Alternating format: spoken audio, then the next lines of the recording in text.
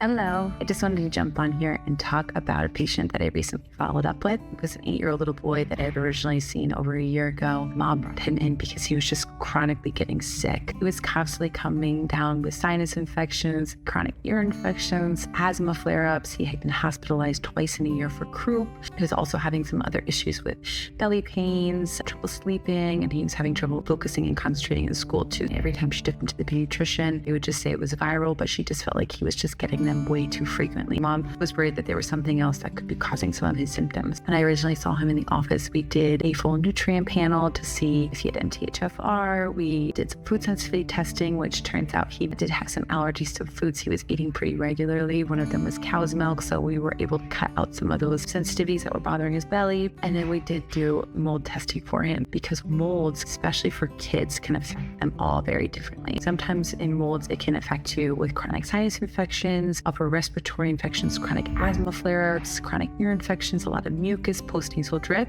For other people, molds cross the blood-brain barrier, so it can affect them more neurologically. Headaches, fatigue, brain fog, trouble concentrating. It can cause insomnia. Sometimes for kids, it can even cause bedwetting. For other people, it affects their belly, so it can cause constipation or irritable bowel pains, things like that. For this kid who had multiple of those symptoms, molds were pretty high in my differential diagnosis, so it was one of the first things that I tested for him. As you can see here, this is his mold result when he originally came in to see me. It was very high on several different molds. So the first thing that we did for this patient was I told Mom we have to figure out where the mold is coming from because I won't be able to treat it out of the patient if he's still breathing it in every day, right? They were able to get a mold specialist in their home, and it turns out that they had a leak in their bathroom that was behind the shower that they didn't see. They got the mold remediated, and we started the patient on some nutrients, some methylated multivitamins for MTHFR, cut out a lot of his food sensitivities, and then I got him on a mold detox protocol as well. Within 6 months, he was starting to feel a little bit better.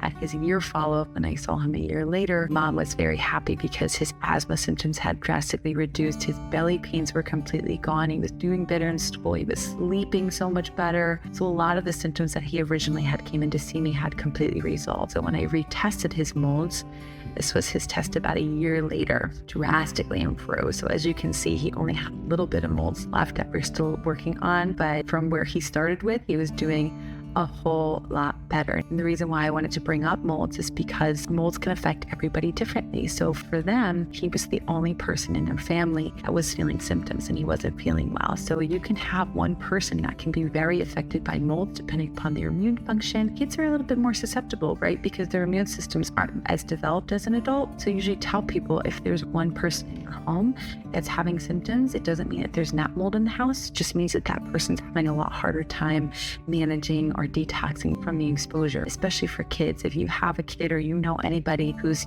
chronically getting sick, ear infection, sinus, asthma, belly, or headaches, migraines, things like that where you can't figure it out, molds is one of those underlying root causes that I check for frequently, especially in a lot of our patients. So if this sounds like anybody you know or sounds like one of your kiddos, feel free to bring them in. I'd love to help out.